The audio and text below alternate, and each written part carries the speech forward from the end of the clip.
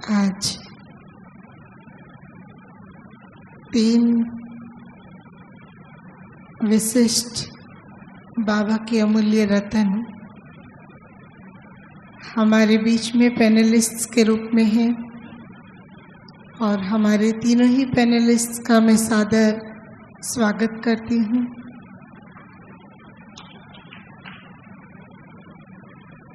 हमारे बीच आदरणीय शारदा दीदी जी, आदरणीय राजू भाई जी और आदरणीय आत्म प्रकाश भाई जी, जिन्हों के जीवन का निचोड़ सफल आध्यात्मिक जीवन है और इसीलिए आज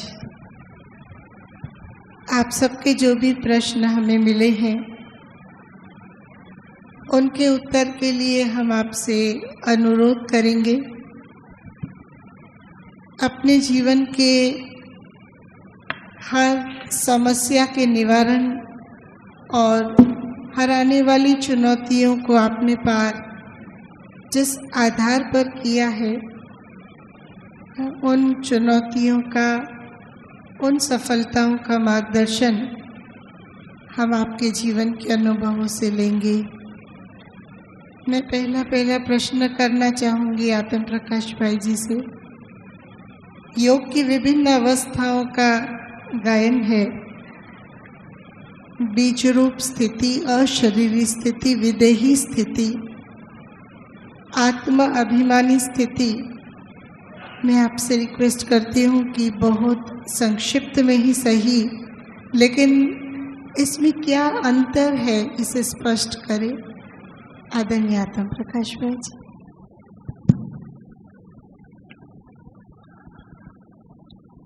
ओम शांति। अशरीरी स्थिति, विदेही स्थिति और बीज रूप स्थिति। अशरीरी स्थिति या विदेही स्थिति ये केवल योग का एक पार्ट है। स्वयं को आत्मा समझना, अनुभव करना। लेकिन बीज रूप स्थिति ये योग की सबसे शक्तिशाली स्थिति कहलाती है। इसमें कहते हैं योग की 3 स्टेजेस हैं। रूह रिहान करना, फरिश्ता स्थिति का अनुभव करना और तीसरा है बीज रूप स्थिति का अनुभव करना। तो ये सबसे शक्तिशाली योग की स्थिति है। इसमें शरीर रूपी वृक्ष का बीज मैं आत्मा हूं और मनुष्य सृष्टि रूपी कल्प वृक्ष का बीज बाबा हैं। दोनों परम धाम में आमने सामने बैठे हैं और बाबा से हम मिलन मना रहे हैं। संकल्प भी धीरे धीरे कम होते जा रहे हैं और ऐसा अनुभव होता है कि सर्वशक्तिवान बाबा से मैं आत्मा प्रचंड शक्तियां स्वयं में ग्रहण कर रही हूं। ऐसा अनुभव करना होती है जिसमें हमारे विक्रम भी भस्म होते हैं। इसको बीज रूप स्थिति कहते हैं। तो पहले आत्मा का विदेही स्थिति का अभ्यास करते हैं, उसके बाद परम धाम में विशेष हमें इस बीज रूप स्थिति का अनुभव होता है।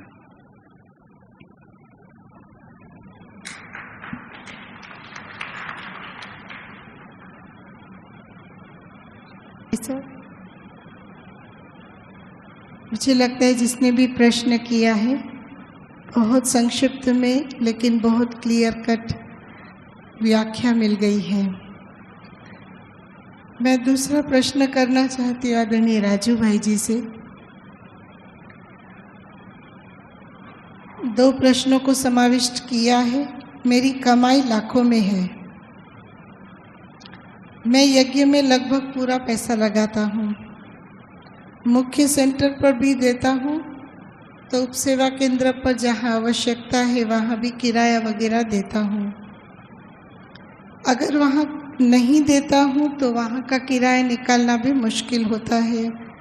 तो क्या मैं पूरा पैसा बड़ों को दे दूँ या छोटी जगह भी डायरेक्ट दूँ या मार्गदर्शन में दूँ?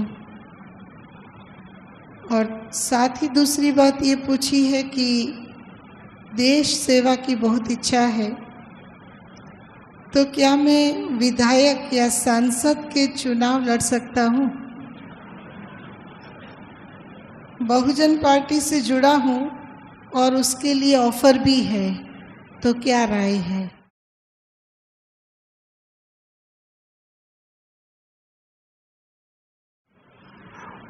ओम शांति। जो बाबा के बच्चे यज्ञ में समर्पित हैं, कोई भी बाहर के नौकरी धंधा नहीं करते, उनके लिए प्रश्न नहीं है। प्रश्न है जो सेंटर पर सेवाएं भी देते हैं और कुछ अपनी कमाई भी करते हैं। दादी जी ने बहुत सुंदर अपने कुमार भाइयों को इसमें गाइड किया है और उनकी आमदनी को 5 भागों में बांटा है। कोई को 4 भाग बना के दिए, कोई को 5। उसमें जैसे मान लो मैं 100 रुपये की बात करता हूँ, मेरे हाथ में 100 रुपया है, तो उसको 4 भागों में अगर हम बांटते हैं तो पहला है, अगर हम अपना भोजन खुद बना रहे हैं अपने लिए है, लौकिक शरीर निर्वाह जो हमारे खर्चे हैं उनके लिए है। दूसरा, जिस सेंटर पर हमारी पालना हो रही है उसके लिए है, जहाँ से हम भोग खाते हैं, मुरली सुनते हैं, पालना ले रहे हैं, उसके लिए है। और तीसरा, बाबा का बेहद यज्ञ मधुबन है, उसके लिए है। और चौथा हिस्सा आई वेल बाबा कहता है समय के लिए कुछ बैंक में भी रखना चाहिए, क्योंकि कभी अचानक कुछ बीमारी आ जाती है, कोई अचानक कोई ऐसे कार्य आ जाते हैं जिसमें पैसे की ज़रूरत पड़ती। आप नौकरी धंधा करने वाले अगर उस समय खाली हाथ हों, पैसा न हो, तो लोग यही कहेंगे इसने सारा पैसा ब्रह्मा कुमारियों को दे दिया, उससे बहुत डिससर्विस होती है। इसलिए किसी के आगे हाथ न फैलाना पड़े, तो अपने पैसे को इस तरह 4 भागों में हम डिवाइड करते हैं। और मान लो किसी के पास लौकिक की भी जवाबदारी है, माँ बाप बुजुर्ग हैं, कमाई नहीं है, तो 25-25 के बजाय हम 20-20 करके बांट देते हैं। तो दादी जी ने विशेष करके नौकरी करने वाले कुमारों को इस तरह से गाइड किया है, जिससे आपको कभी कमी महसूस न हो और कभी ये कोई न कहे कि यहाँ तो पालना लेता है, यहाँ कुछ करता ही नहीं है। जहाँ से भी कुछ पालना मिलती है वहाँ पर सहयोग देना पड़ता है, और जो कमाते हैं उनके ऊपर ज़रूर सबकी नज़र रहती है कि पैसा कहाँ जाता है। तो इसलिए बैलेंस से चलोगे तो कभी भी टकराव की स्थिति नहीं बनेगी, मन मुटाव नहीं होगा, आराम से रह सकते हो। बाकी छोटे सेंटर्स, बड़े सेंटर्स कैसे चल रहे हैं, उसके लिए कहाँ करना है, कितना करना है, वो थोड़ा अपने बड़ों से राय लेनी चाहिए, करना है या नहीं। कई बार रहम की भावना से हम कर देते हैं, लेकिन बड़ों को जब पता चलता है तो वहाँ थोड़ी दुविधा पैदा होती है, टकराव होता है कि यहाँ क्यों करता है, यहाँ क्यों करता है। इसलिए जो निमित्त हैं उनसे राय ले करके करना चाहिए। बाकी जो दूसरा प्रश्न है, मैं समझता हूँ इस कलयुग के अंदर ये कांटों का ताज है, और ब्राह्मण आत्माओं को इस कांटों के ताज को पहनने की ज़रूरत नहीं है।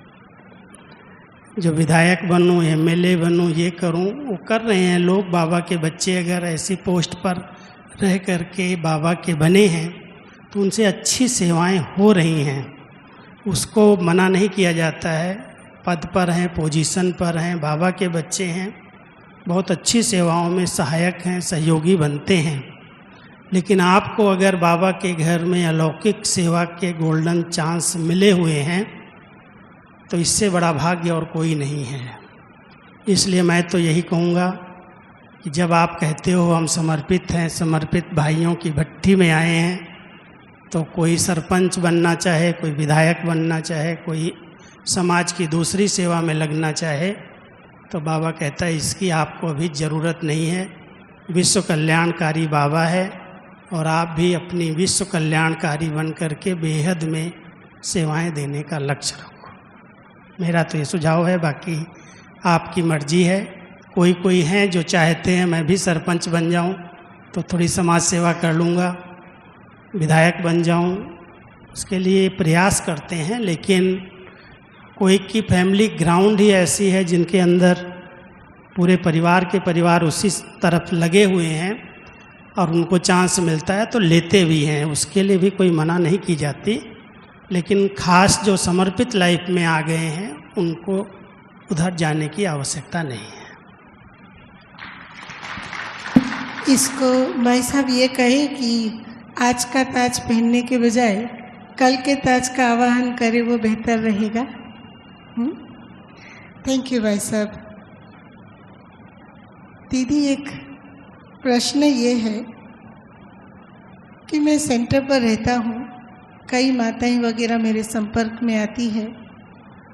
अब एक माता है 2 साल से ही ज्ञान में चल रही है और बहुत बंधन वाली है। कहती है मेरे लॉकर में बहुत सारा सोना और सब रखा हुआ है, आप भाई और एक बहन चलो लॉकर को तोड़ो, मैं वो सोना यज्ञ में स्वाहा करूँगी और सेवा में लगाऊंगी। तो ऐसे कार्य में मदद करना उचित होगा। और इसके साथ ही दूसरा एक प्रश्न ये है कि ऐसी माताएं पर्सनल भी कभी कभी भाइयों को चीज़ वस्तुएं देने की फेवर में होती है, चीज़ वस्तु लाकर देती है, कहेंगी बहन जी को नहीं बताना, आपको दे रहे हैं। तो इस प्रकार से लेना देना कितना उचित है? प्रश्न थोड़ा सा माता वाला कि सोना लॉकर में पड़ा है, उसको तोड़ देवे सोने को, लॉकर को। अब वो लॉकर घर में है या लॉकर बैंक में है? बैंक का लॉकर है तो उसकी चाबी होगी, और घर में अगर लॉकर है तो चाबी गुम हो गई है, इसलिए वो थोड़ा स्पष्ट नहीं है। दीदी, माता बंधन वाली है, इसीलिए उसको चाबी वाबी मिलने वाली नहीं है। तो चोरी थोड़े ही करेंगे चोरी तो नहीं करेंगे। बंधन वाली है तो भी क्या है, घर में कोई ना कोई उत्सव वगैरह सोशल होते ही रहते हैं, तो उस समय वो वहाँ से ले सकती है और लॉकर से निकाल सकती है, पीछे अपने पास रखती है। कई बार ऐसा होता है युक्ति युक्त आपको सफल करना है तो वो खुद सफल करे, लेकिन आप उसमें इन्वॉल्व नहीं हो। कल को कह सकती है ये भाई मेरे से ले गया है, ऐसा कर्म हम नहीं कर सकते हैं। और दूसरा क्या था? दूसरा ये था माताएं पर्सनल लेन देन की कोई माताएं ले आती हैं, जैसे बहनों के लिए भी कुछ ले आती हैं, भाइयों के लिए भी पर्सनल ले आती हैं। हम बाबा के यज्ञ में हैं, समर्पित हैं, हम किसी की कोई भी पर्सनल चीज़ को स्वीकार नहीं कर सकते हैं। और फिर अगर वो ये कह दे कि बहनों को नहीं बताना, इसमें तो और भी दाल में काला है। एक बात साकार बाबा की याद आई। एक अमृतसर की माता बाबा के लिए पश्मीने का स्वेटर बना करके लाई थी। इतना सॉफ्ट मुट्ठी में आ जाए। तो बाबा को कहे बाबा आप मेरे सामने ही पहनो। बाबा ने कहा बच्ची पहनूंगा। या नहीं बाबा मेरे सामने पहनो। लच्छू दादी बाजू में थी। ठीक है, बाबा ने माता को खुश करने के लिए पहन लिया।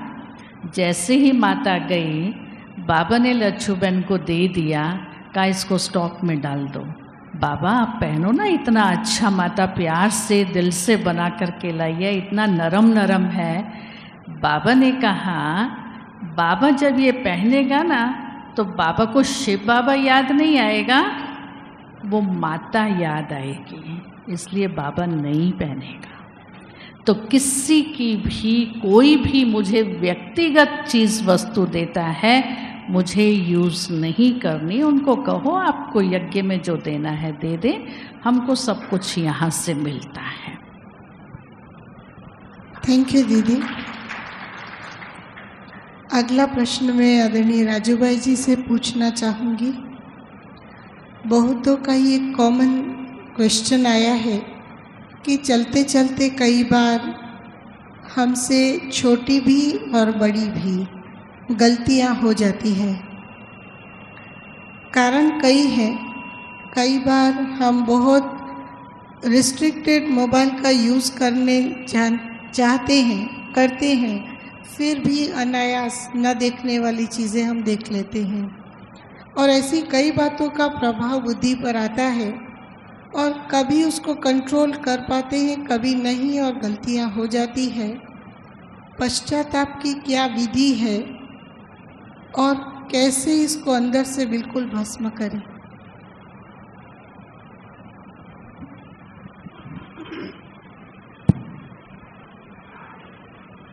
इसमें संकल्पों की विल पावर की ज़रूरत रहेगी। अगर आपको एक बार संकल्प आता है कि मुझे अपनी ये जीवन पवित्र और योगी बनानी है, तो पवित्रता में ये सब बातें जो रुकावट डाल रही हैं, ये इंटरनेट की बहुत बड़ी माया है और अगर एक बार इंटरेस्ट लग गया तो फिर छूटता नहीं है जल्दी। पश्चाताप भी होता है, नहीं भी करने का संकल्प होता है, फिर भी सामने आता है तो देखने लगते हैं। इससे हमारे संकल्प, हमारे स्वप्न, हमारे विचार अशुद्ध बनते हैं। जिस प्रकार से हम योग करना चाहते हैं, जो प्राप्तियां संगम युग की हैं, उससे हम वंचित होते हैं। जानते भी हैं पर बस स्थिति रहती है। मैं समझता हूँ मन और बुद्धि को बिजी रखने की एक कला आनी चाहिए। अगर आप सभी पहले ये प्रैक्टिस करें कि मुझे इसे कहीं न कहीं अच्छे साहित्य में, अच्छे स्थान पर कोई अच्छी क्लासेस सुन रहे हैं, अच्छा पढ़ रहे हैं, तो एक पढ़ने से हम अपने संकल्पों को मोड़ सकते हैं। जहाँ जहाँ बार बार इंटरेस्ट जाता है उसको बंद करके दूसरी चीज़ पढ़ने लगते हैं और लगता है कि मेरे से गलती हो गई, मुझे इस पर रियलाइज हो रहा है, महसूस हो रहा है, तो एक बार बाबा के आगे बैठ करके, बाबा को लिख करके, बाबा अब आगे के लिए मैं प्रतिज्ञा करता हूँ नहीं होगी, तो ये एक महसूस करके परिवर्तन करने की एक विधि होती है। संकल्पों की दृढ़ता, और दृढ़ता का संकल्प रिवाइज करना है। एक दिन ले लिया, दूसरे दिन, तीसरे दिन फिर लूज हो गए, तो मैं समझता हूँ हर दिन इस बात को रिवाइज करना चाहिए कि मेरी ये ब्राह्मण लाइफ, जिसका एक बहुत ऊंचा लक्ष्य है, ब्राह्मण सो फरिश्ता सो देवता बनना, इस लाइफ में अगर कोई बात की रुकावट आ रही है और मेरे कारण ही आ रही है, इसमें कोई दूसरा कारण नहीं है, कोई दूसरा व्यक्ति नहीं आ रहा है, लेकिन अपने विचारों में अपवित्रता आ रही है, अस्वच्छता आ रही है, भूल हो रही है, कर्मेंद्रियाँ उत्तेजित हो रही हैं, तो अपने आप को खुद सजा देनी चाहिए, अपने आप से बातें करनी चाहिए। कल परसों भी मैं क्लास में कह रहा था, अपने को परिवर्तन करने के लिए हर एक को अपना टीचर अपने आप बनना चाहिए। अपने को टीच करो, अपने आप को पढ़ाओ, एकांत में जा कर के अपने से बातें करो। अगर ऐसी ही लाइफ जीनी थी तो दुनिया में कोई को मना तो है ही नहीं, सारा संसार पड़ा है। और जब मैंने उस लाइफ से किनारा किया है, जब बाबा को हमारे इस पवित्रता के सहयोग की आवश्यकता है, नई दुनिया बनाने के लिए पिलर फाउंडेशन है और उसमें हम सब योगदान दे रहे हैं, सहयोग दे रहे हैं, तो संकल्प में अगर एक बार महसूस हो गया कि नहीं आना चाहिए, नहीं करना है, तो दृढ़ता के आधार से आप परिवर्तन कर सकते हैं। चले जाओ एकांत में, आधा घंटा अपने को पढ़ाओ, अपने से बातें करो, अपने आप को समझाओ। कई बार हम कहते हैं एक लिखने की अगर आदत है तो लिखो कि बाबा आपने मुझे क्यों चुना है, आपने मुझे अपना क्यों बनाया है, अगर ये लाइफ हम जी रहे हैं तो इसका क्या मकसद है, क्या लक्ष्य है। अगर इस प्रकार से अपने आप से बातें करेंगे तो जो गलतियां हो जाती हैं बीच बीच में, वो पास्ट के संस्कार भी हैं और कुछ संग भी है, और पास्ट जीवन में कुछ ऐसे कर्म हुए हैं तो बार बार वो अपनी तरफ खींच लेते हैं। इसलिए उसको दृढ़ता के साथ ही परिवर्तन किया जा सकता है। थैंक यू भाई साहब। अगला प्रश्न मैं आत्म प्रकाश भाई जी से कर रही हूँ।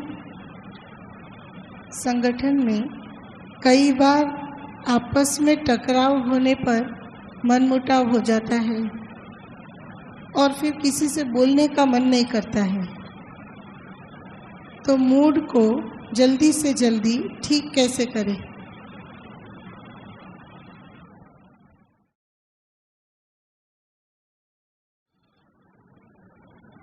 संगठन में टकराव होता है, सबसे पहले तो हमें ये समझना है संगठन ही शक्ति है। संगठन में जहाँ टकराव होता है वहाँ स्थिति का बिखराव होता है। जहाँ टकराव होता है हमारे मन में व्यर्थ संकल्पों का तूफान उठने लगता है, जिससे आत्मा की शक्तियों का ह्रास होता है, आत्मा की शक्तियां नष्ट होती हैं। इसलिए हमें एक दो के नेचर को समझना है और स्वयं को मोल्ड करना सीखना है। यही समझना है रियल गोल्ड ही मोल्ड होता है। मैं बाबा का रियल गोल्ड बच्चा हूँ, मुझे इसमें मोल्ड होना है। तो टकराव होने से हम बच सकते हैं, क्योंकि संगम युग का समय टकराव में हमें नहीं बिताना है। और जिससे टकराव होता है वो व्यक्ति हमारे सामने बार बार आता है, वो सीन बार बार आती है। इसलिए हमारे मन में शुभ भावना सदा पनपती रहे। रही बात अपने स्थिति को परिवर्तन करने की, तो उसके लिए थोड़ा सा एकांत में बैठकर बाबा की मुरली पढ़ें, बाबा के सामने कमरे में जाके बातें करें, या फिर थोड़ा सा योगाभ्यास भी करें। तो जो मन में संकल्प चल रहे हैं टकराव के बारे में, उस संकल्पों की डायरेक्शन थोड़ी डाइवर्ट हो जाएगी। नकारात्मक संकल्प बदले की भावना, वो जो संकल्प है वो पॉजिटिविटी की तरफ परिवर्तन होते जाएंगे और धीरे धीरे हम ऐसे सिचुएशन को पार कर सकेंगे। तो अपने को डिस्टर्ब नहीं करना है और किसी को डिस्टर्ब नहीं होने देना है। अपने से ये लक्ष्य रखना है, न मुझे डिस्टर्ब होना है, न मुझे किसी को डिस्टर्ब करना है। ये जो टकराव की स्थिति है, चलते चलते संस्कारों में मैंपन के कारण ही होता है। और इसमें हमारी दादी जी हमें याद आई, दो बातें कहती थी। हार मान लो, झगड़ा टूटा, हारमनी हो जाएगी। पहला शब्द यही रहा। जब हारमनी वर्ष मनाया गया था तो दादी बार बार कहती थी, भाई टकराव में क्यों आते हो, हार मान लो। अब हार मानने के लिए निर्माण बनना पड़ेगा। दूसरा, जब कभी बहनों की क्लास कराती थी, कहती थी, अरे मेरी बहनें सॉरी कर लो, साड़ी नहीं खराब होगी। दादी के शब्द सुना रहा हूँ मैं। इसलिए कभी भी ऐसी स्थिति बनती है, क्योंकि जहाँ हम रहते हैं भिन्नताएं होती हैं विचारों की, स्वभाव की। जैसा हम चाहते हैं ऐसा वो नहीं करते हैं, या वो जो चाहते हैं हम नहीं करते, तो टकराव हो जाता है। फिर मन मुटाव ऐसा होता है तो बात ही नहीं करते आपस में। अगर हम एक साथ रह रहे हैं 4, 6, 8 और आपस में बात नहीं करते हैं, एक दूसरे को काम नहीं बताते, सेवाएं नहीं देते, तो उससे बहुत डिससर्विस होती है। आने वाले स्टूडेंट तो बहुत भावना से, ऊंची नज़र से देखते हैं, लेकिन हम समर्पित हैं, सेंटर पर रहते हैं और फिर हम एक दूसरे से बात नहीं कर रहे हैं, एक दूसरे को सेवा नहीं बता रहे हैं, थ्रू हो रहा है, तो उसमें बहुत बड़ी डिससर्विस होती है। इसलिए हर एक को ध्यान देना चाहिए। यहाँ पर मैं को मारो, झुको। दीदी हमारी क्वीन मदर क्या कहती है, झुक झुक, मर मर, सीख सीख। अगर इस संगठन में चलना है, टकराव से बचना है, तो मरना पड़ेगा, झुकना पड़ेगा, सहन करना पड़ेगा, तब टकराव खत्म होगा। दीदी, आप कुछ कह रहे हैं, लेकिन मैं एक छोटी सी बात उसमें ऐड करवाना चाहती हूँ। जनरली ऐसा होता है संगठन में कि कोई एक या दो ऐसे होते हैं जो इधर उधर की चिकनी चुपड़ी बातें बड़ों को कह कर के आते हैं, और इसी कारण काफ़ी बातें सुननी पड़ती है। हमको कुछ अपनी तरफ से क्लैरिफिकेशन देने का मौका नहीं मिलता है, मान लिया जाता है, सुनना पड़ता है, और इसीलिए फिर अंदर एक भाव पनप जाता है। आप जो भी कह रही हैं दीदी जी, इनके साथ साथ इसका भी जवाब जरूर दीजिए। बड़ा अच्छा टकराव का ये सवाल चला, आतम भाई ने भी बहुत अच्छा जवाब दिया। राजू भाई ने दादी जी को, क्वीन मदर को याद किया, मैं भी उनको याद कर रही थी, लेकिन एक बात और दीदी को याद करती हूँ। एक बारी टीचर्स बहनों की भट्टी पांडव भवन के मेडिटेशन हॉल में चल रही थी। उस समय मैं दिल्ली पांडव भवन में रहती थी। पांडव भवन का ये मेडिटेशन हॉल बहुत बड़ा नहीं है, 350 के आसपास ही आ सकते हैं। दीदी ने मुझे खड़ा किया और खड़ा करके सीधा सवाल पूछा कि तुम पांडव भवन में रहती हो, वहाँ 25 भाई बहन आप लोग रहते हो, कभी कोई बातें आपस में होती हैं और ज़रूर होती हैं, उस समय आप क्या करती हो? डिस्टर्ब होती हो, आपको फीलिंग आती है, मूड ऑफ होता है, क्या होता है? एक सेकंड तो सोचती रही। दीदी ने तो सीधा सीधा सवाल ऊपर डाल दिया है, तो दीदी की शक्ल देखती रही। फिर कहा, दीदी उस समय सोचती हूँ इसका ड्रामा में यही पॉइंट है, इसने बोल दिया तो क्या हुआ, कहाँ लगा मुझे, कहीं लगा तो नहीं।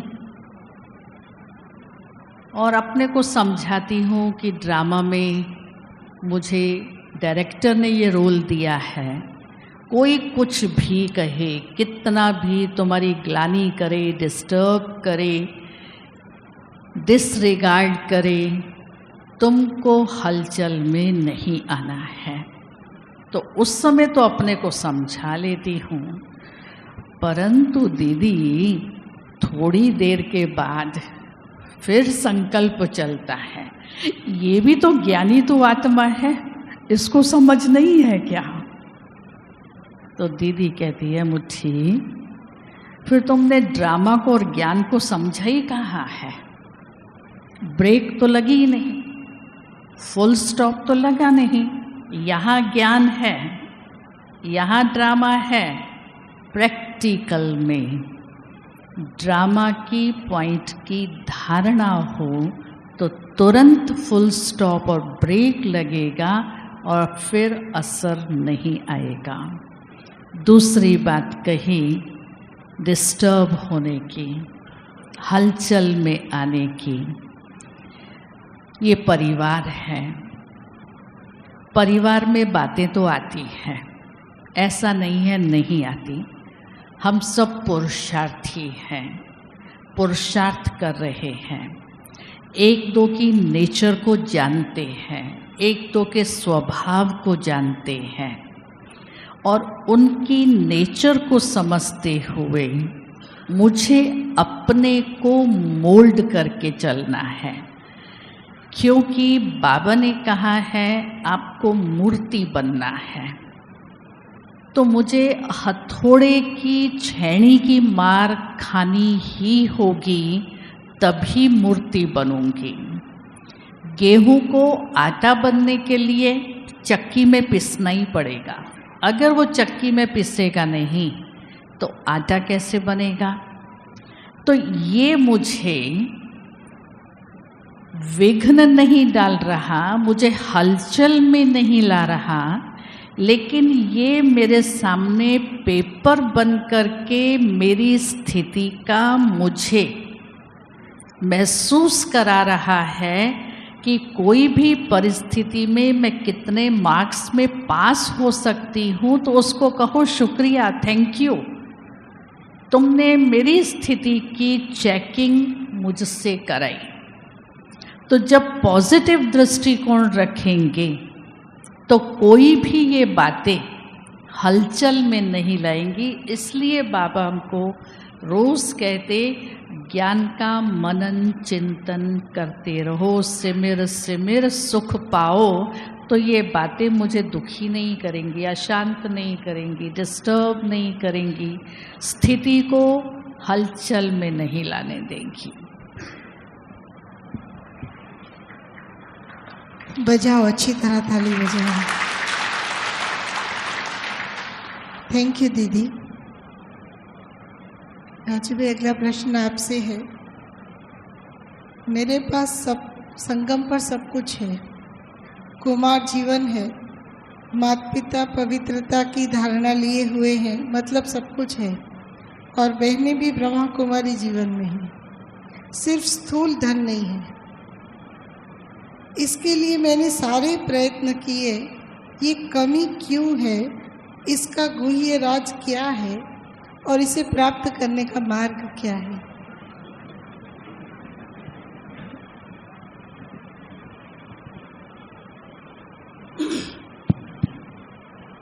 लेकिन प्रश्न तो धन कमाने के लिए है। बाबा के बच्चे कहीं भी रहेंगे, 2 रोटी तो खाएंगे ही, भूखे तो नहीं रहते होंगे। कमा रहे हैं ना, धन तो मिल रहा है। हाँ, ज़्यादा जो इच्छाएं रहती हैं, इतना धन हो, मैं ये मकान बना लूँ, ये गाड़ी ले लूँ, ऐसा फर्नीचर बनाऊँ, तो वो इच्छाएं बाबा कहता है संगम पर बच्चों की पूरी नहीं हो पाती। लेकिन आवश्यकताएं तो सभी बच्चों की पूरी होती हैं। अगर आपने संकल्प पक्का किया है कि मुझे पवित्र जीवन जीना है, तो बाबा कहते हैं तुम्हारे पास चरित्र का सबसे बड़ा धन है, गुणों का सबसे बड़ा धन है, ज्ञान का बहुत बड़ा धन है। इसको जितना आप सेवा में लगाएंगे उतना वो धन अपने आप आएगा। उस धन के पीछे अभी लास्ट जीवन के अंदर अधिक भाग दौड़ करने की ज़रूरत नहीं है। मैनेज करो, जितना है उसमें अपने आप को सेट करो। कोई भी बाबा का बच्चा ऐसा नहीं कह सकता है कि मेरे पास खाने के लिए भी नहीं है। है कोई ऐसा जिसके पास ऐसी कंप्लेन हो? अभी इस बार मैं अंदर की बात एक सुना देता हूँ, आप लोगों को मालूम होगा। इस लॉकडाउन के अंदर कई बाबा के सेंटर्स पर कुछ भी आमदनी नहीं थी, किराया भी नहीं आता था मकान का, छोटे छोटे सेंटर थे। एक दिन ब्रजमोहन भाई को संकल्प आया दिल्ली में, उन्होंने मुझे फ़ोन किया कि वर्तमान समय कई सेंटर्स ऐसे हैं जहां शायद पैसे की बहुत दिक्कत होगी, तुम एक लेटर लिखो कि किसी को अगर कोई चीज़ की ज़रूरत है, कोई भी ऐसी कमी हो तो मधुबन में आप लिख करके भेजो, यज्ञ आपके लिए बैठा है। कोई भी कमी कमजोरी सेंटर्स के लिए, सेंटर्स की जवाबदारी मधुबन की है। मैंने लेटर बनाया, वो लेटर सब सेंटर्स को भेजा। उसके बाद केवल अभी तक मेरे पास 2 सेंटर्स के तरफ से आया कि ये हमारे पास दिक्कत है। लेकिन जब मैंने जांच की, अकाउंट वालों को बोला, तो जब इंक्वायरी की गई तो वो टीचर्स का अपने बड़ों से कनेक्शन ठीक नहीं है, माना जोन से, मुख्य सेंटर से संबंध ही नहीं बना के रखा है। नहीं तो जोन की जवाबदारी है, बड़े सेंटर की जवाबदारी है। फिर भी उन्होंने मधुबन में लिखा, मैंने कोशिश की, अकाउंट ऑफिस को बताया, लेकिन नहीं हो पाया। फिर भी मैंने अपनी तरफ से 2-3 भाइयों को तैयार किया और उनको कुछ न कुछ सहयोग भिजवाया। मैंने कहा जाओ इनको भेज दो आप। इन्होंने डिमांड की है बाबा के घर में भेजना चाहिए, क्योंकि कभी भी कोई कारण से नहीं कोई स्टूडेंट आ रहे हैं तो उनको सहयोग मिलना चाहिए। तो बाबा का घर है, बाबा के बच्चों के लिए समर्पित के लिए तो सदा खुला हुआ ही है। ऐसी कोई तकलीफ लगती है, बीमारी है, कोई कारण है, और आपका अगर बड़ों से ठीक कनेक्शन है, सेंटर से ठीक कनेक्शन है, नियम मर्यादाओं पर चल रहे हैं, तो सेंटर वाले भी इन बातों में पीछे नहीं हटते। कोई ज़रूरत पड़ गई पैसे की तो कहीं न कहीं से खुद नहीं करेंगे तो दूसरों से सहयोग दिला देते हैं। लेकिन अधिक इच्छाएं लेकर के ये चाहिए, चाहनाओं के पीछे जाओगे तो फिर धन कैसे कमाएं उसकी विधियां अपनाओगे, और कलयुग के अंदर तो धन कमाने की विधियां बहुत गलत हैं। मेहनत करो, मुश्किल से कमाई होती है। 2 नंबर का धंधा करने वालों को तो अच्छी हो जाएगी, लेकिन ईमानदार बच्चों के लिए थोड़ी मेहनत है। इसलिए मैं समझता हूँ जो भी आप कर सकते हो, फ्री नहीं रहो, बिजी रखो अपने आप को। शाम तक अगर मेहनत करोगे, 5-6 घंटा 8 घंटा कोई भी कार्य में लगोगे, तो जो आएगा, जितना आएगा उसको मैनेज करके अपने को, अपने परिवार को आप ठीक तरह से चला सकते हो। अधिक इच्छाओं के पीछे नहीं भागो। भाई साहब, लेकिन अगर समर्पित है तो उसको कमाई करने की आवश्यकता है क्या? बात नहीं, काम करने वाले समर्पित के लिए तो कोई इस पैसे की बात ही नहीं आती, वो तो सेंटर की जवाबदारी आ जाती है। मान लो आप पूरा समर्पित हैं, कई लोग हैं यहाँ पर बैठे हैं जो समर्पित हो करके नौकरी धंधा करते हैं, परिवार को भी देखते हैं। कितने ऐसे हैं जिनकी परिवार की भी जवाबदारी है? हाथ उठाओ।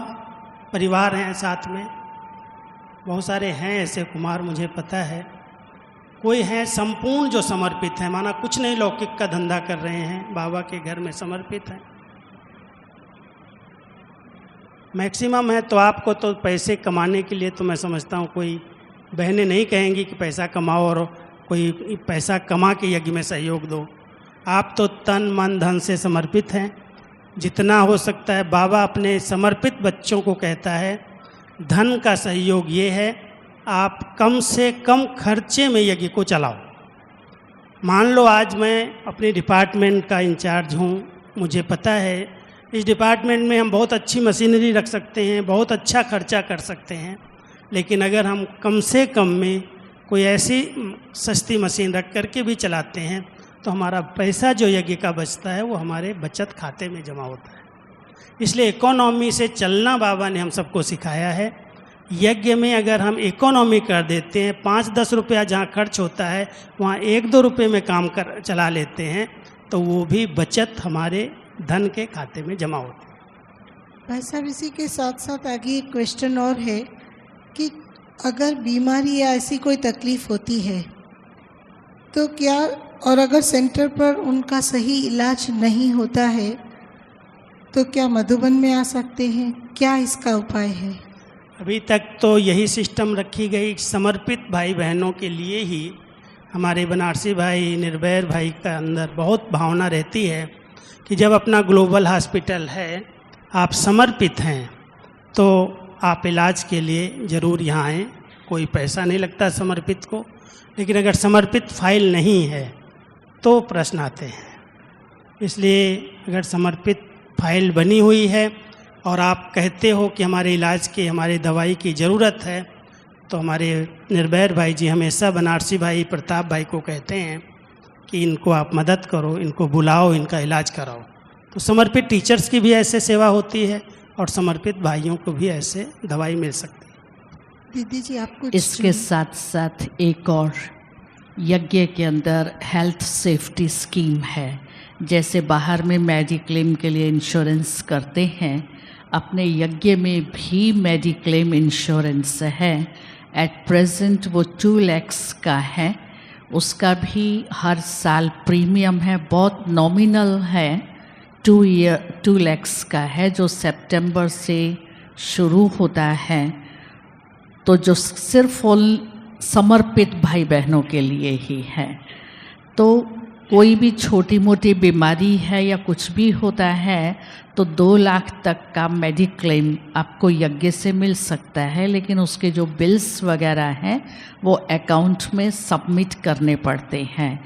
तो यज्ञ से भी आप लोग मेडिक्लेम निकाल सकते हैं, उसकी इंक्वायरी आप अकाउंट डिपार्टमेंट से कर सकते हैं।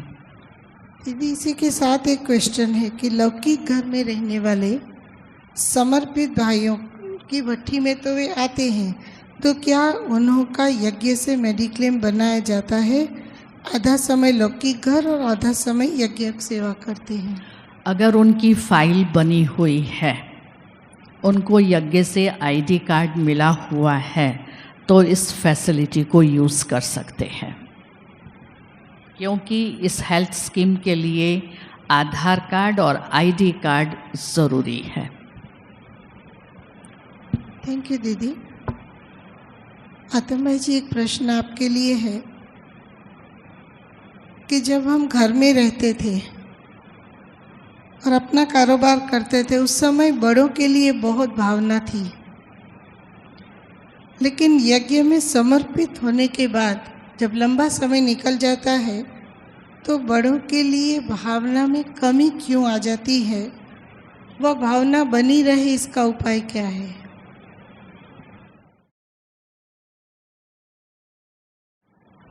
बड़ों के लिए हमारे दिल में सदा सम्मान रहे। एक स्लोगन लिख लो अपने सामने, जो देगा मान वही बनेगा महान। मान देने वाला ही माननीय बनता है। लेकिन मान हमारा किसी के प्रति क्यों कम होता है? जब हम किसी की कमी देखते हैं। मान कब बढ़ता है? जब हम उसकी विशेषता देखते हैं। तो संसार में ऐसा कोई व्यक्ति नहीं है, बाबा के संसार में भी, जिसमें कोई भी विशेषता नहीं है, ऐसा कोई भी नहीं है। हमें चश्मा बदलना है विशेषताओं को देखने का। और एक स्लोगन याद रखिए, कमी कमाई करने नहीं देती है। खुद की कमाई कमी होती है तो पुरुषार्थ में बाधा डालती है। दूसरों की कमी देखेंगे तो उसका चिंतन चलेगा, हमारा योग नहीं लगेगा। इसलिए हमें किसी की कमी को नहीं देखना है। बड़े ऐसे ही बड़े नहीं बनते हैं, उन्होंने बहुत मेहनत की है। इसलिए हमारा सबके प्रति सम्मान हो, सम्मान की भावना। प्रकाश मणि दादी जी का एक स्लोगन था, सदा स्वमान में रहो और सबको सम्मान देते रहो, दादी जैसा बन जाओगे। जो स्वमान में रहता है ना, वो सबको सम्मान देता है, क्योंकि उसके पास वही चीज है। जिसके पास वो चीज होगी वही तो देगा ना। तो वो खुद को स्वमानधारी अनुभव करता है और सबको सम्मान देता है। और सम्मान देने के लिए हमें जेब से कुछ खर्च नहीं करना पड़ता है, केवल दिल बड़ा रखना होता है। बड़े व्यक्ति का दिल बड़ा होता है और वो सबको सम्मान देता है। दादी जी विश्व की लीडर बन गई। एक ही उनका मंत्र था, छोटों को प्यार और बड़ों को सत्कार। और समान वाले जो है ना, उनको भी सत्कार देना है। लेकिन सूक्ष्म अहंकार होने से समान वालों को मैं क्यों सम्मान दूं? अरे क्यों ऐसा सोच रहे हैं? समान वाले को और बड़ों को सत्कार देना ही है। ये हमें बाबा से सीखना है। बाबा सबसे बड़े, ब्रह्मा शिव बाबा, ब्रह्मा बाबा याद प्यार नमस्ते करते हैं। बाबा के नैनों के तरफ देखो, बच्चों के सामने बाबा नमस्ते, लिटरली नमस्ते कर दे। तो बाबा कहते सीखो मेरे से, मैं कितना बड़ा हूं और कितना निर्माण हूं। तो बड़े व्यक्ति की निशानी है निर्माणता होना। इसलिए सब बड़ों के प्रति हमारे दिल में कभी भी सम्मान कम न हो। अगर कम होता है तो वो हमारी कमजोरी है, समझा? तो सबको हमें दिल से सम्मान देना है और आगे बढ़ना है। ओम शांति। थैंक यू भाई साहब। दीदी जी, एक प्रश्न आपसे है। यज्ञ में जब हम किसी कार्य के लिए मालिक बनकर राय देते हैं, हम बालक बन करके उस बात को स्वीकार भी कर लेते हैं, लेकिन नए नए भाई बहन आते हैं, वो थोड़ा अपने जोश से, अपने जिद से बात कहते हैं और दीदियों से वो बात मनवा लेते हैं। तो उस समय थोड़ा हमारा संकल्प चलता है। और दूसरी एक बात ये भी थी दीदी, जिसका जवाब आपसे अपेक्षित है दोनों अलग अलग बात, कि गीता पाठशाला में या सेंटर में बहनों को मुरली सुनाने का, माना माताओं को मुरली सुनाने का मुझे बार बार चांस मिलता है, लेकिन माताएं दिल की बात हमसे शेयर करती है, बहनें बोलती है कि दिल की बात आपको उनकी दिल नहीं लेनी चाहिए, ऐसी कोई बात है तो हमसे संपर्क कराओ। लेकिन माताएं बहनों से शेयर नहीं, हमसे ही शेयर करना चाहती है। तो ऐसे में हम क्या करें?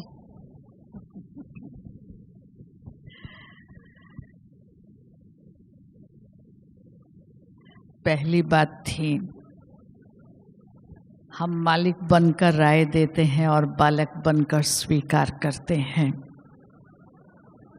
बाबा की श्रीमत अनुसार हमने इस मर्यादा को जीवन में धारण किया। और जो आजकल नए नए आते हैं वो अपनी बात तुरंत मनवा लेते हैं, जबकि हमारी बात नहीं मानी जाती है। गुलदस्ता होता है, गुलदस्ते में फूल भी चाहिए, अध खिले फूल भी चाहिए, कलियां भी चाहिए, पत्ते भी चाहिए, बड़े भी चाहिए, छोटे भी चाहिए। वो आज के पढ़े लिखे साइंस टेक्नोलॉजी वाले होते हैं और वो अपनी बातों को इस तरह से प्रेजेंट करते हैं जो कन्विंसिंग होती है, तो सहज स्वीकार कर लेते हैं। और हमने सीधी सादी बात की तो मेरी बात जल्दी से गले नहीं उतरती है। इसमें मुझे फील भी नहीं होना चाहिए। आज भी बाबा ने कहा पहले आप, हम उनको पहले आप करें। मेरा जो स्थान है वो है ही है, मैं उसमें पीछे नहीं हूँ, या मुझे छोटा नहीं कहा गया, या उसकी बात मान लेने से मैं कोई छोटा नहीं हो गया हूँ। और ही हमको खुश होना चाहिए। ये नए नयों के विचार, इनकी प्लानिंग, इनकी बुद्धि अच्छी है, बाबा की सेवा में यूज़ हो रही है, तो उससे मैं डिस्टर्ब नहीं हूँ। दूसरी बात, गीता पाठशालाओं में माताएं भाइयों से अपनी बात शेयर करती हैं, वो आपको सुनाती हैं। आप स्पष्ट कह दीजिए हमारी मर्यादा नहीं है, आपको जो भी बात कहनी है आप दीदी से बात करें, हमसे नहीं। फिर भी अगर उन्होंने आपको सुनाया है, क्योंकि रोज़ क्लास आप करा रहे हो इसलिए आपसे वो थोड़ा फ्री है, लेकिन मर्यादा युक्त बात होनी चाहिए। बेमर्यादा वाली बात अगर आपसे करती हैं तो प्लीज़ आप नहीं सुनिए। उनकी प्रवृत्ति से संबंधित कोई बात करती हैं, गृहस्थी से संबंधित बातें करती हैं, युगल से संबंधित कोई बातें करती हैं, तो आप बोलो ये हमारी ड्यूटी नहीं है, ये हमारी रेस्पॉन्सिबिलिटी नहीं है। उनका कचरा आप अपने अंदर नहीं डालिए और उनको सीधा इंस्ट्रक्ट कर दीजिए, आप बड़ी बहन जी से बात करिए। दीदी समझती हूँ राइट मार्गदर्शन मिल गया है। राजू भाई जी, एक क्वेश्चन है जिसमें लिखा है कि मेरा प्रश्न है कि सेंटर पर एक भाई सेवा करता है, समर्पित नहीं है, लेकिन वो बहुत अच्छा क्लास कराता है, मुरली सुनाता है, तो उसको बहुत चांस मिलता है।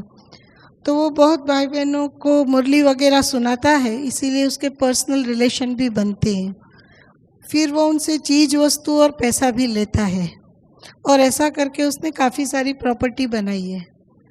और जब बड़ों को पता चलता है तो वो सेंटर बदल देता है, दूसरी जगह जाकर के अपनी वही प्रवृत्ति शुरू करता है। उन्हें कैसे हैंडल हमें करना चाहिए?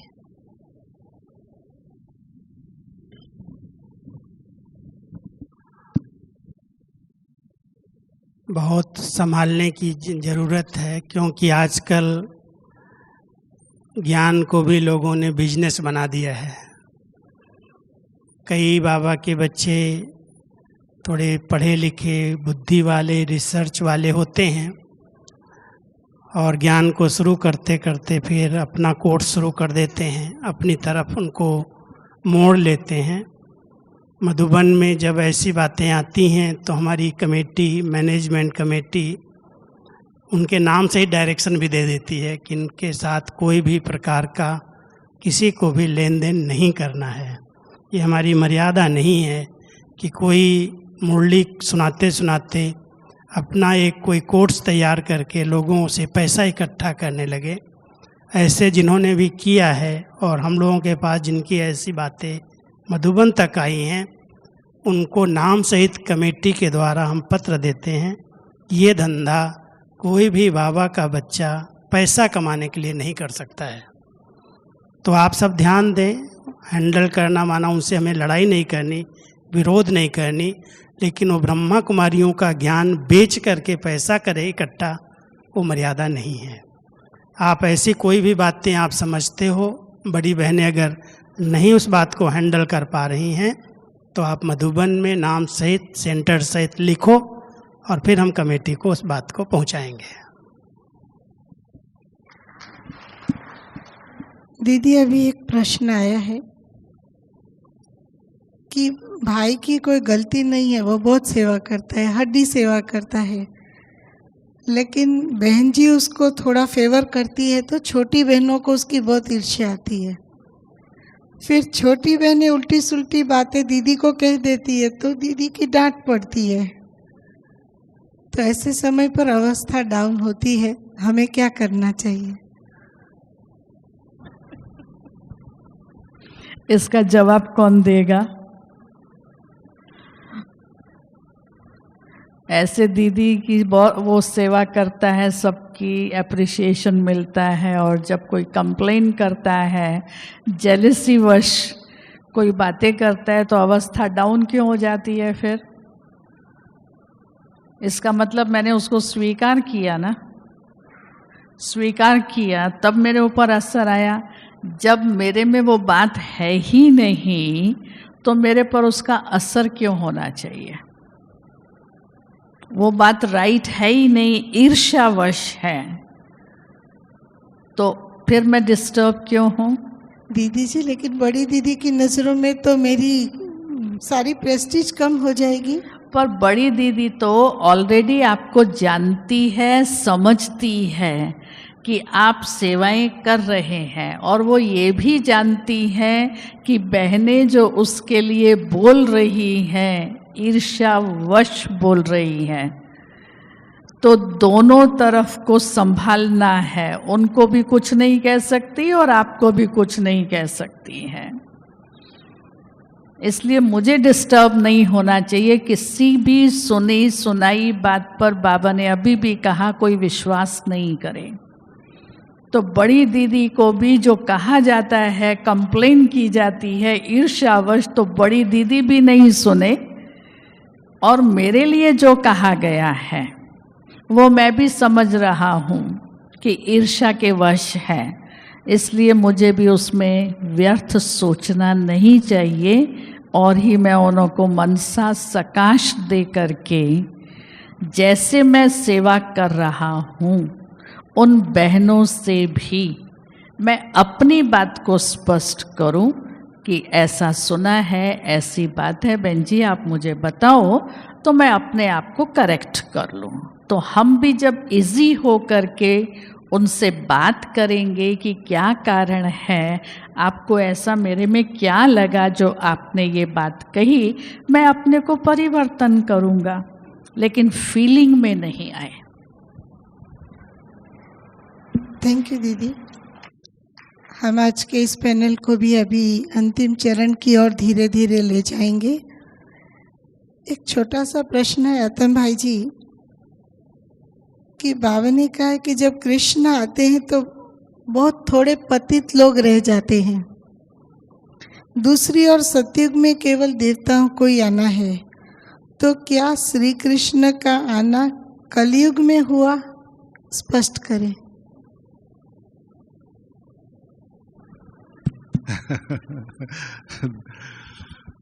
तो कृष्ण का जन्म जेल में होता है कहते हैं, और और मध्य रात्रि को होता है ऐसे कहते हैं। तो स्थापना जो सतयुग की होती है वो लक्ष्मी नारायण का जो कोरोनेशन होता है 111 तब से होती है। लेकिन उसके पहले जब कृष्ण जन्म लेते हैं तो उस समय थोड़े पतित आत्माएं जरूर रहते हैं, क्योंकि रिटर्न जर्नी का सिलसिला चालू रहता है। लेकिन जैसे वो पूरा हो जाता है, लक्ष्मी नारायण बड़े होते हैं, तो एक भी अपवित्र आत्मा धरती पर नहीं रहती है। लेकिन कृष्ण के होते हुए कुछ रहते हैं, है ना दीदी? दीदी जवाब देगी, दीदी जवाब देगी। और हाँ दीदी जी, ऐसा है कि बाबा ने कई बार इस बातों को स्पष्ट किया है। आतम भाई ने बहुत ठीक जवाब दिया। अगर कलयुग के अंत में सृष्टि पर कुछ आत्माएं नहीं रहेंगी तो ऊपर वाले आए किसके पास? जन्म तो लेंगे ना, यहाँ वाले ही देंगे ना, बीज है, अनादि अविनाशी। इसलिए कुछ आत्माएं रहती हैं, लेकिन उनके पास बहुत ज़बरदस्त विनाश के कारण वैराग्य होता है, विकार नहीं होता, वैराग्य वृत्ति होती है जो बचेंगे। मान लो आज लाखों में करोड़ों में से 25-30 हज़ार 1-2 लाख बच भी जाएं कलयुग के अंत में विनाश में, तो वो बेचारे उस दृश्य को भूल नहीं सकते जो इतना बड़ा विनाश उन्होंने देखा है। तो बाबा ने कई बार कहा ये वैराग्य वृत्ति होगी, और वो वैराग्य वृत्ति में वो भगवान का ध्यान करेंगे और वो आत्मा अपने योग बल से ऊपर से आएगी और उसका योग बल से जन्म होगा। साक्षात्कार होता है, दिखाया है कि माँ को पहले विष्णु चतुर्भुज का साक्षात्कार कराता है, फिर श्री कृष्ण गर्भ में प्रवेश करता है। तो कुछ आत्माएं रहेंगी जो देवताओं को जन्म दे करके फिर वापस जाएंगी। इसलिए शास्त्रों में एक बात दिखाई है, किसी ने जन्म दिया, किसी ने पालना किया। तो जन्म दे करके आत्माएं वापस जाएंगी, और जब 111 जो बताया वो जब शुरू होगा तब कोई भी आत्मा पुरानी इस कलयुग की नहीं बचेगी।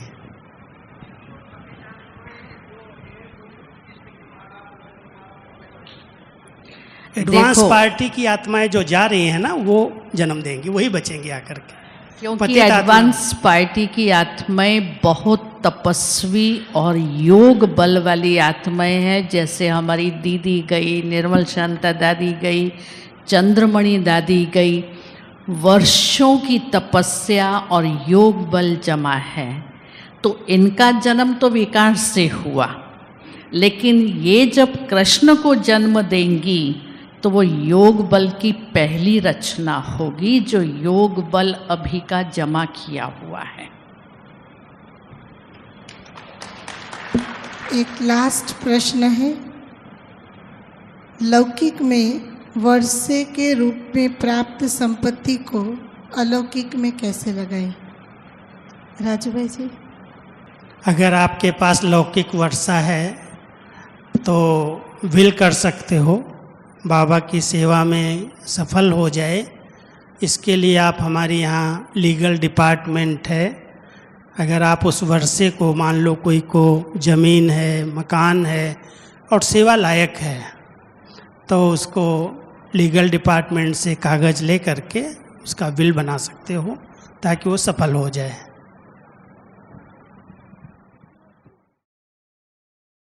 दीदी, कुछ चंद मिनटों में पीयू का पार्ट क्या था ये आप बता सकते हैं? ये प्रश्न आया है, पीयू का पार्ट क्या था? पीयू का पार्ट शुरू में कमल सुंदरी दादी में चला था। जैसे गुलजार दादी में तो अव्यक्त बाप दादा का पार्ट चला, उस समय तो ब्रह्मा बाबा साकार में थे, तो पीयू शिव बाबा कमल सुंदरी दादी में आते थे। और उस समय जो बातें, जो ज्ञान पीयू के पार्ट में सुनाते थे वो बहुत वंडरफुल और ऑर्डिनरी शब्द भी नहीं होते थे। उनकी शब्द रचना एक एक करके इतनी अलौकिक और दिव्य शब्द होते थे कि उसके भाव को समझने में भी समय लगता था। और वो मैं समझती हूँ थोड़ा समय ही पाठ चला है। राजू भाई इसमें ऐड करेंगे तो अच्छा है। उसमें हर एक के प्रति पीयू डायरेक्शंस देते थे, वो धारणाओं से संबंधित होता था, एक दो के संबंधों से संबंधित होता था। हमारी स्थिति क्या चाहिए, इस समय का वातावरण क्या है, रोल क्या होना चाहिए, शिव बाबा पर निश्चय और भविष्य की बातें पीयू के पार्ट में बाबा ने बहुत समझाई हैं उस समय। और पीयू के रूप में मुरलियाँ भी बहुत चली हैं।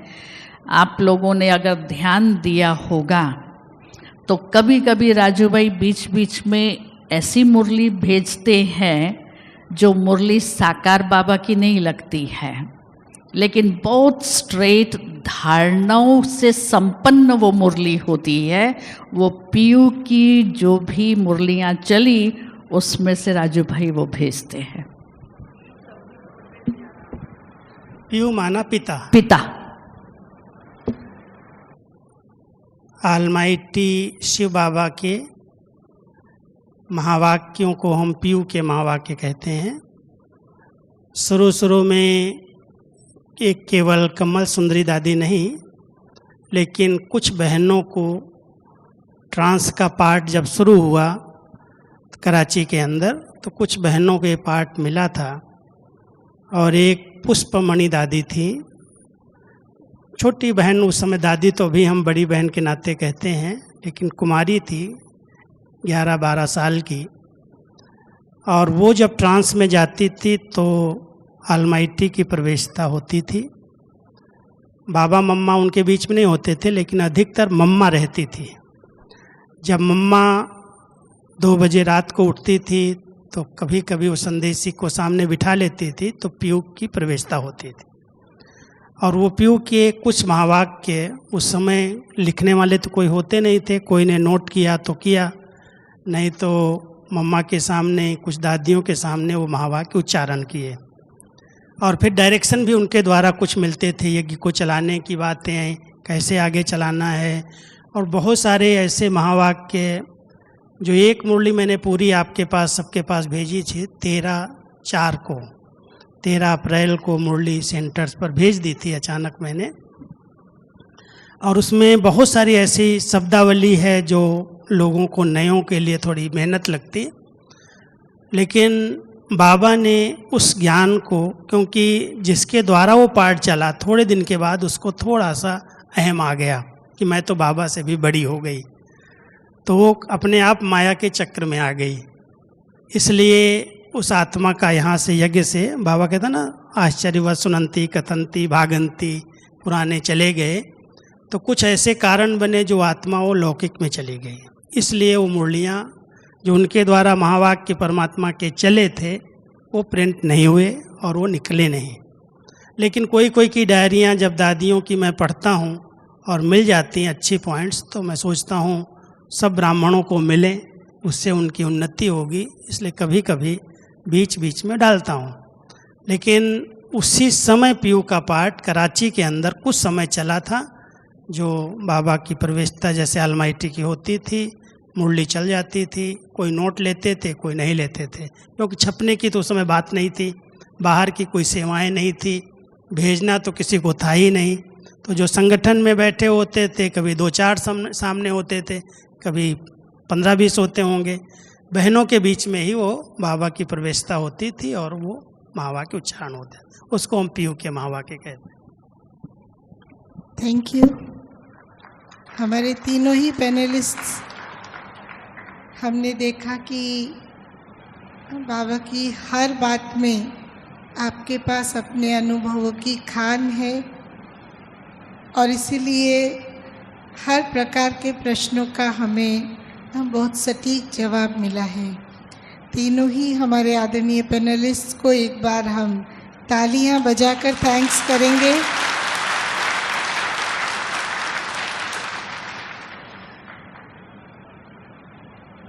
बाकी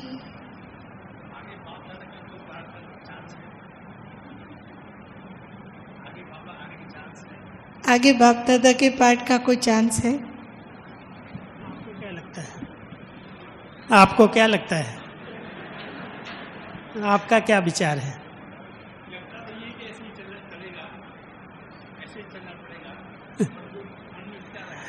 ऐसा है कि बाबा अभी चाहते हैं कि जो मैंने इतना पढ़ाया है अभी बच्चे उसका प्रैक्टिकल स्वरूप बन के दिखाएं, इसलिए बाबा कोई दूसरा रथ नहीं लेगा।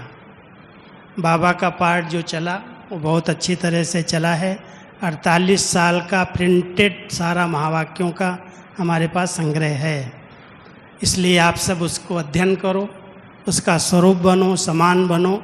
बाकी बाबा कोई में प्रवेश हो फिर से पाठ चलेगा, ऐसा संभव नहीं है। हाँ, एक पाठ चल सकता है और वो है बच्चों के द्वारा बाबा के अनुभव होना, साक्षात्कार जिसको हम कह सकते। जितना हम सब उस साक्षात मूर्ति में बाबा के उस याद में स्थित होंगे तो हमारी दृष्टि से, हमारे बोल से बाबा की अनुभूतियाँ नए बच्चों को होने लगेंगी। मेरे में बाबा आ गए ऐसा नहीं समझना, लेकिन मेरी स्थिति के आधार से बाबा की याद के वाइब्रेशन से लोगों को ऐसे अनुभव होंगे कि जैसे मैंने बाबा के द्वारा डायरेक्ट पालना ली, मैं मिल के आया। तो ऐसी स्थिति बनाने के लिए बाबा अभी हम सबका ध्यान खिंचवा रहे हैं। बाकी जैसे पाठ चला है 48 साल बाबा का, ऐसे और आगे चलेगा ऐसा संभव नहीं है। Thank you. हाँ, बिल्कुल ठीक जवाब मिल गया है। बाकी आज वैसे ही प्रश्नों के उत्तर सुनकर के हम सब खूब भरपूर हुए हैं ना।